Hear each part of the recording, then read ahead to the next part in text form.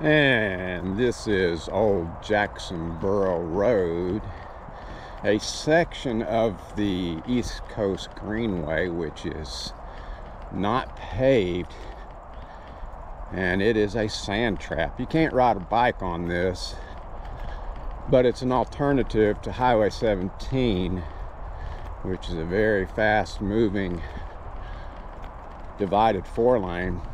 The problem with 17 is there are no shoulders, and as the traffic is heavy, it sets up a lot of very stressful and dangerous situations.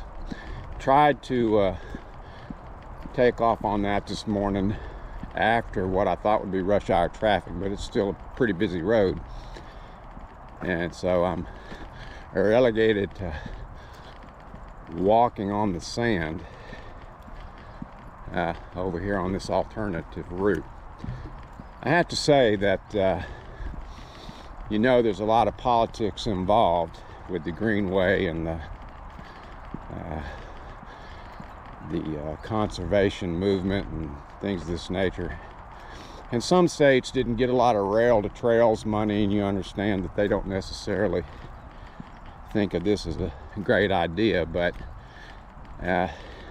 it's pretty incredible to me that after, I don't know, something like 50 years, or I don't know how long it has been for the East Coast Greenway, that South Carolina especially could have put some bike lanes already, and as it extends even into North Carolina, and I don't know about Georgia yet, but it's really unconscionable. It's one thing to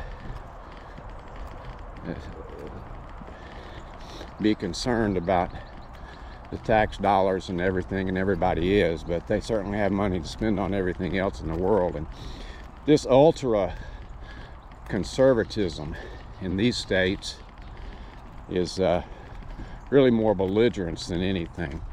They need to come down off it. It's not right. And there's a lot of people that are sports enthusiasts and enjoy recreation without this kind of belligerence. But I know that these guys are like that. And you see the politics with it all. It's a shame. The rich get richer, and boy, they hugging their money tight. That's what it really boils down to. There have been points in the conversation where they would try to say, well, don't you think we should spend that money on this or that, or something like this and that, and this is really just not all that important. And that's just a cop-out, because the reality is they can spend the money and not really, in the larger scheme of things, not really talking about all that much money. And it doesn't have to end up being a this or that. It has to be a just simply the priorities in general and relative amounts of money to just put a bike lane out there on 17 for a few miles, or even run a pavement down through here. It'd be nice if this was a dedicated greenway, but another thing about putting the shoulders out on 17, that road would be safer, not just for the occasional bicycle rider that passes through on the greenway or just going from point to point, but the road would be safer with shoulders and for vehicles as well. It's but this ultra extremism in these states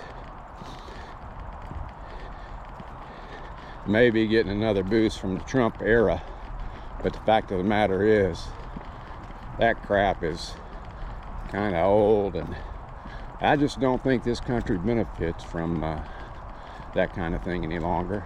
I think we need to move on to a more community-minded, without being communist. I'm not supporting communism. I am moderately conservative, but there still needs to be cooperation, especially on something like this. This is really a national jewel, and it's comparative really to the Appalachian Trail, which they ought to be able to get the same kind of cooperation for these areas as they do on the Appalachian Trail.